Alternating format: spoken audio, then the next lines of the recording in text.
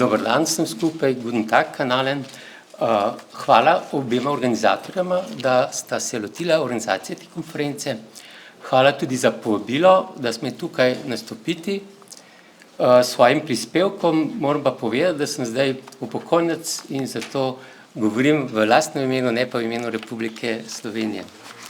Za uvod naj povem, da smo Slovenci na južni strani Karavank od nekdaj zaskrbljenostjo spremljali dramatično zmanjševanje pripadnikov slovenske manjšine na Koroškem. Medtem, ko je pred plebiscitom tu živelo še preko 100.000 Slovencev, privatno štetje jih je leta 1910 naštelo kar 135.000.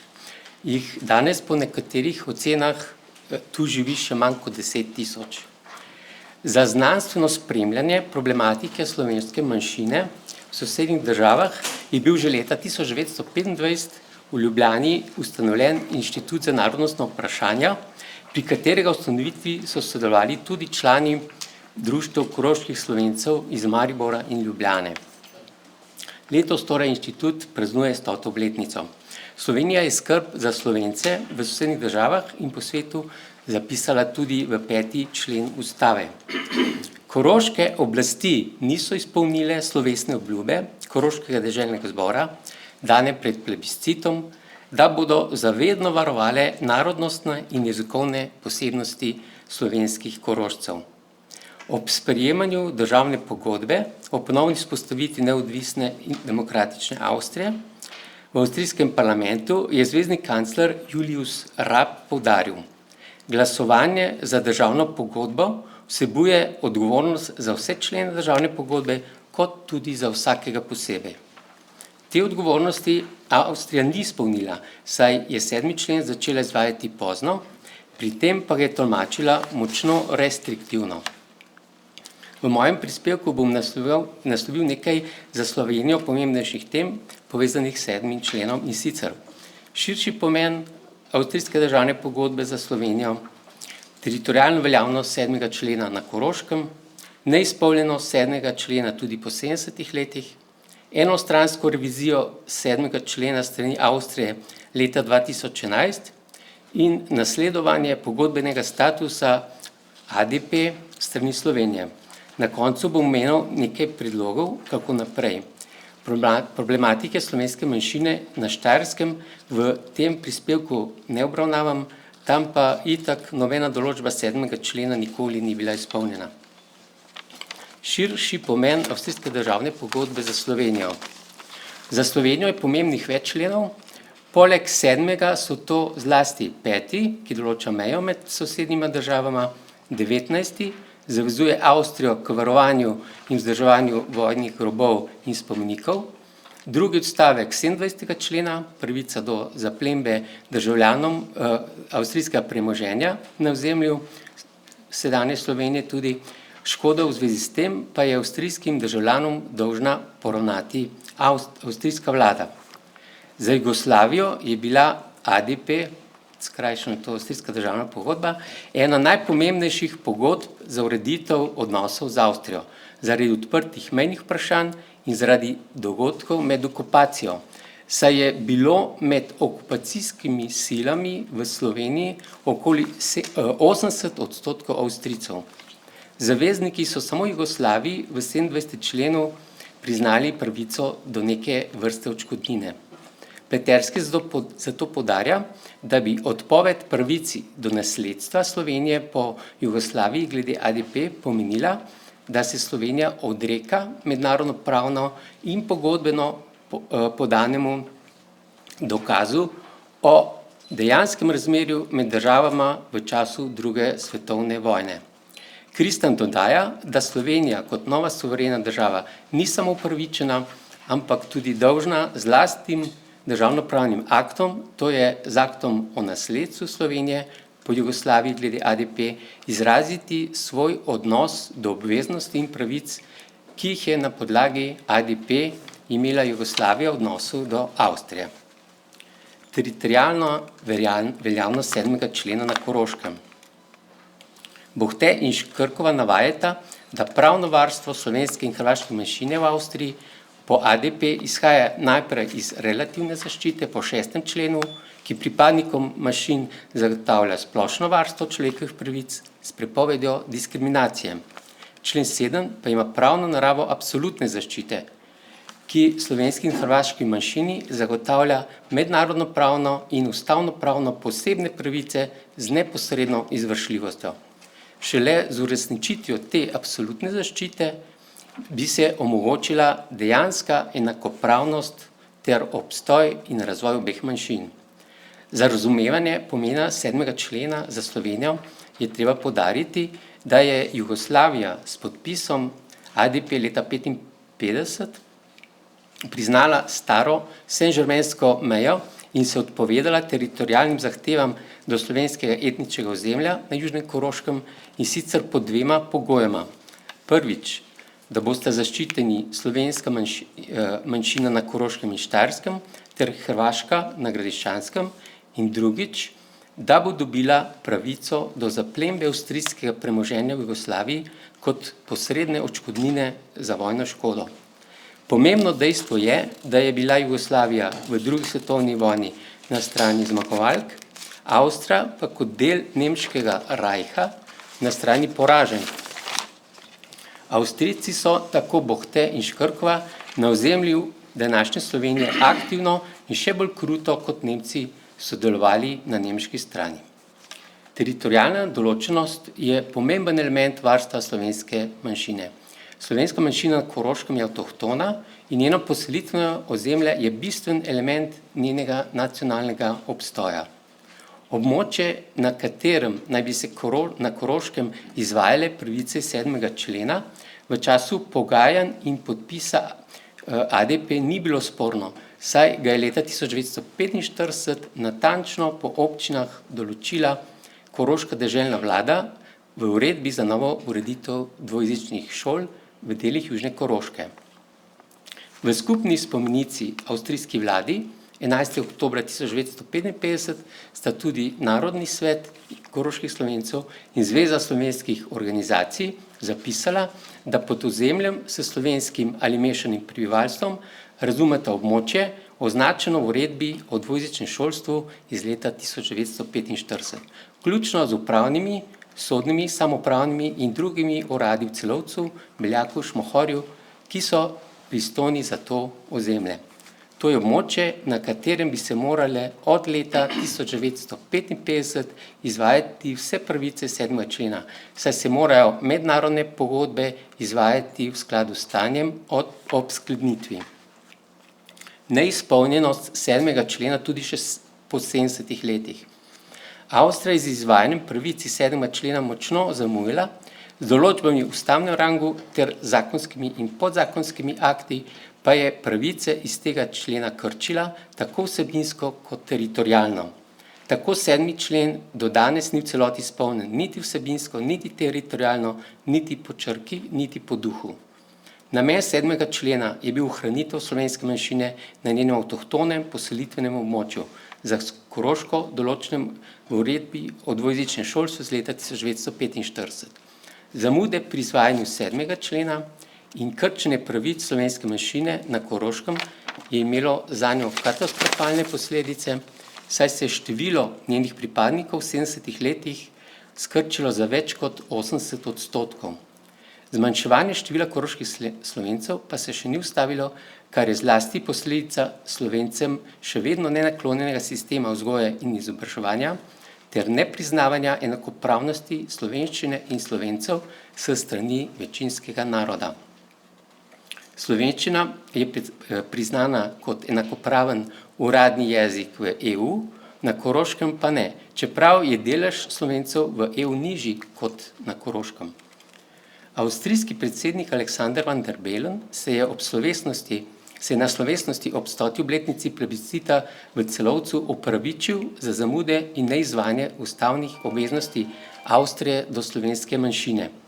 Temu pa niso sledili koraki za popravo krivic, ki bi bili potrebni, da bi se trend upadanja števila pripadnikov slovenske manjšine obrnil, kot na primer ureditev dvojezične predšolske vzgoje, in izobraževanja po celotnem dvojezičnem območju, od jasli do mature, ureditev izobraževanja dvojezičnih vzgojiteljic, dvojezično poslovanje dvojezičnih občin, razširitev dvojezičnega sodstva na celotno dvojezično območje in njegova kadrovska ukrepitev in tako dalje.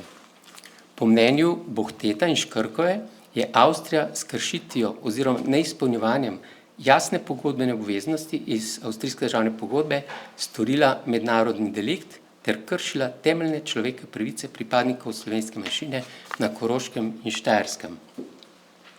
Enostranska revizija 7. člena s strani Avstrije leta 2011.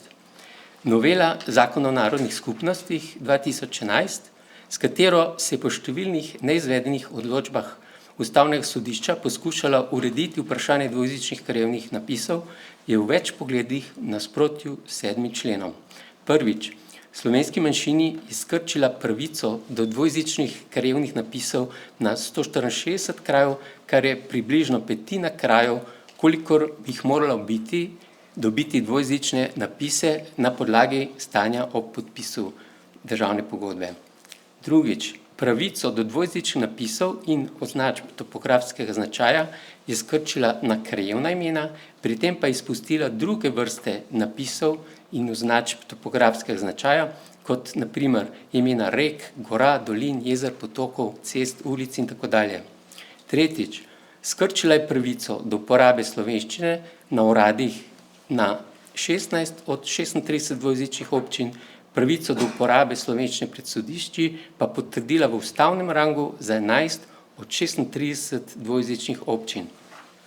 In četrtič, določbe glede dvojezične topografije in uporabe slovenščine kot uradnega jezika je zakonodajalec sprejel v ustavnem rangu, čeprav ne gre za ustavno materijo. To pa samo zato, da bi pripadnikom slovenske manjšine preprečil dosego razširitve območja uporabe omenjenih pravic prek Ustavnega sodišča. Gre za očitno zlorabo prava v škodo slovenske manjšine. Z novelo Zakona o narodni skupnosti 2011 je tako Avstrija enostransko revidirala 7. člen, saj njegove določbe glede dvojezičnih napisov in označb topografskega značaja ter uporabe slovenščine kot uradnega jezika v skladu z načelom novejši zakon razveljavi prejšnjega, notranje pravno v Avstriji ne veljajo več. Avstrijsko ustavno sodišče ne presoja določb zakonov v ustavnem rangu. Nasprotno pa nemško ustavno sodišče v primeru, da je na ustavnem nivoju urejena zadeva, ki je zakonska materija, to zadevo kljub temu lahko presoja. Tej praksi sledi tudi slovensko ustavno sodišče. Nasledstvo Slovenije v avstrijski državni pogodbi. Avstrijska državna pogodba je v bistvu mirovna pogodba, ki so jo podpisale Sovjetska zveza, Velika Britanija, ZDA in Francija kot združene zavezniške sile, zmagovalke v drugi svetovni vojni ter na drugi strani Avstrija, ki je bila od marca 1938 kot del Nemškega rajha poraženka. Jugoslavija je na podlagi 37. člena ADP k pogodbi pristopila 28. novembra 1955 in tako postala združena sila v smislu te pogodbe. Slovenija se kot soseda Avstrije, s katero ima skupno mejo, potrjeno s 5. členom, in glede na to, da v Avstriji živi del slovenskega naroda, ki ga kot avtohtono slovensko manjšino ščiti 7. člen, smatra za naslednico avstrijske državne pogodbe po Jugoslaviji in za silo zaščitnico slovenske manjšine v Avstriji. Ustavni zakon za izvedbo temeljne ustavne listine o samostojnosti in neodvisnosti Republike Slovenije v 3. členu določa, da na ozemlju Slovenije veljajo mednarodne pogodbe, ki jih je sklenila Jugoslavija in se nanašajo na Slovenijo. V skladu z drugim odstavkom istega člena bi vlada morala predložiti Državnemu zboru med ostalimi mednarodnimi pogodbami tudi ADP, da bi Državni zbor sprejel akt o notifikaciji nasledstva, ki bi ga vlada na to poslala depozitarju Ruskih federacij. Slovenija pa nasledstva statusa pogodbenice v ADP po Jugoslaviji iz različnih političnih razlogov še ni notificirala. Čeprav sta slovenski mednarodno in ustavno pravna stroka notifikacijo večkrat predlagali. Po mnenju slovenskih mednarodnih pravnikov ima Slovenija kot ena od naslednic nekdanje Jugoslavije po mednarodnem pravu nedvomno pravico, da nasledi njen pogodbeni status v ADP. Argumenti za to so med drugim skupna meja z Avstrijo, varstvo slovenske manjšine na avstrijskem Koroškem in Štajerskem, premoženjsko-pravna vprašanja in vzdrževanje grobov padlih vojakov na avstrijskem ozemlju. Slovenija je bila v Jugoslaviji ozemlje, na katero se je avstrijska državna pogodba najbolj nanašala. Slovenija ne išče pristopa, gre za nasledstvo statusa pogodbenice v ADP po Jugoslaviji. ADP kot pogodba v meji spada med tako imenovane radicirane pogodbe, ki se jih avtomatično nasledi. Razen, če bi se državi skupno mejo drugače dogovorili. Načelo kontinuitete mednarodnih pogodb vsebuje tudi 34. člen Dunajske konvencije o nasledstvu držav glede mednarodnih pogodb. Glede nasledstva Slovenije v ADP so v letih 1997 in 1998 iz ZDA, Francije in Velike Britanije prišli pozitivni signali. Ruska federacija pa je kot depozitar opozorila, da imajo pogodbenice pravico do presoje, ali je nasledstvo utemeljeno. Tako stališče je najbrž zavzela kot zaveznica tedanje Zvezne republike Jugoslavije, ki sta jo sestavili Srbija in Črna Gora, ki sta se razglasili tedaj za edini pravni naslednici bivše Jugoslavije. Avstrija, kot znano, nasprotuje nasledstvu Slovenije v ADP po nekdanji Jugoslaviji. Bohten Škrkova menita, da če bi Avstrija kot edina od 5 prvotnih podpisnic ADP nasprotovala nasledstvu Slovenije, bi se postavili v čudno luč proti Sloveniji, pa tudi proti nekdanjim zavezniškim silam sopogodnicam ADP, kot tudi v odnosu do Evrope in celotne mednarodne skupnosti. Slovenija in njeni partizani so skupaj z Jugoslavijo aktivno sodelovali v vojni proti Nemčiji, zato ima Slovenija pravico z nasledstvom biti pridružene sile v smislu ADP. Kot federalna enota Jugoslavije je bila Slovenija v njenem okviru tudi v članstvu Združenih narodov. Slovenija kot edina od držav naslednic Jugoslavije, kot rečeno, meji na Avstrijo, tako da priznanje starih avstrijskih meja zadeva in bremeni samo njo, saj je precejšen del slovenskega avtohtonega zgodovinskega ozemlja in prebivalstva ostal zunaj sedanjih meja Slovenije. Avstrija ni odločneje nasprotovala nasledstvu Ruske federacije v ADP po razpadu Sovjetske zveze. Češka republika pa je glede na stališče Avstrije, da je ne prizna kot pogodbenico ADP, 5. maja 2004 notificirala svoje nasledstvo in je sedaj v registru depozitarja Ruske federacije upisana kot pogodbenica. O češki notifikaciji je Rusija obvestila tudi Slovenijo, kot tudi ostale države iz nekdanje Jugoslavije.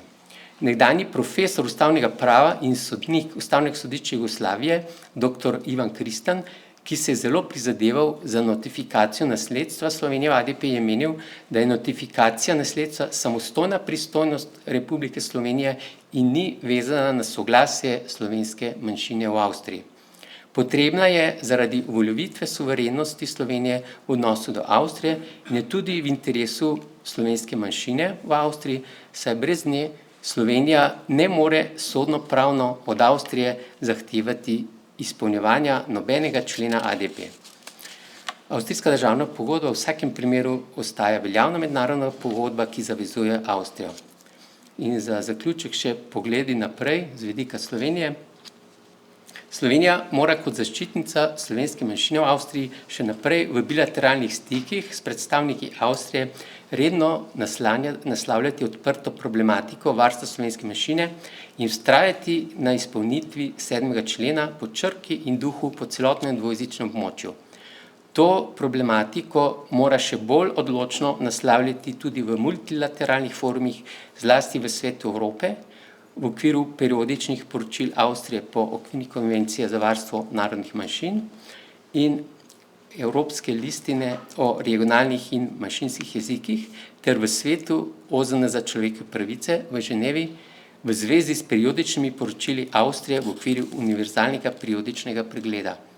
Glede na to, da Avstrija tudi še po 70 letih ni v celoti izpolnila 7. člena, da ne kaže pripravljenosti za njegovo dokončno izpolnitev, ter da zakonodajo v ustavnem rangu notranje pravno celo razveljavlja posamezne njegove določbe, ne zagotovi pa potrebnih ukrepov za ohranitev in razvoj slovenske manjšine na Koroškem in Štajerskem, bi morala Slovenija čim prej notificirati svoje nasledstvo v ADP. Predlagam razmislek o ustanovitvi skupne diplomatske komisije Slovenije in Avstrije, ki bi poskušala v roku rešiti odprta vprašanja v zvezi z izvajanjem 7. člena. V primeru, da do rešitve ne bi prišlo po diplomatski poti, bi bilo potrebno sprožiti postopek po 35. členu ADP ali drug primeren mednarodni sodni postopek. Še nekaj o organizaciji manjšine. Sedanja organiziranost predstavniških organizacij koroških Slovencev v obliki društev je neustrezna in jemlje slovenski manjšini politično subjektiviteto in relevantnost. Avstrijske oblasti bi morale omogočiti organiziranost v obliki javnopravnega zastopstva in zagotoviti zajamčen mandat v Koroškem deželnem zboru. Slovenska manjšina na Koroškem in Štajerskem je z vključitvijo v 7. člen Avstrijske državne pogodbe in v avstrijsko ustavo postala konstitutivni del Republike Avstrije, zato je, kot tudi ne gradiščanskih Hrvatov, ni mogoče obravnavati z enakimi vatli kot ostale avstrijske narodne manjšine, katerih pravice so bistveno manjše in zagotovljene le na zakonski podlagi. Gradiščanski Hrvati in koroški Slovenci morajo skupaj na Dunaju močneje lobirati za izpolnitev pravici 7. člena in se prizadevati za ureditev odprtih vprašanj, ki bo zagotovila njihov obstoj in razvoj na celotnem poselitvenem območju ob upoštevanju razvoja družbe v zadnjih 70 letih. To bi bilo tudi v skladu z duhom 7. člena Avstrijske državne pogodbe. Hvala za pozornost.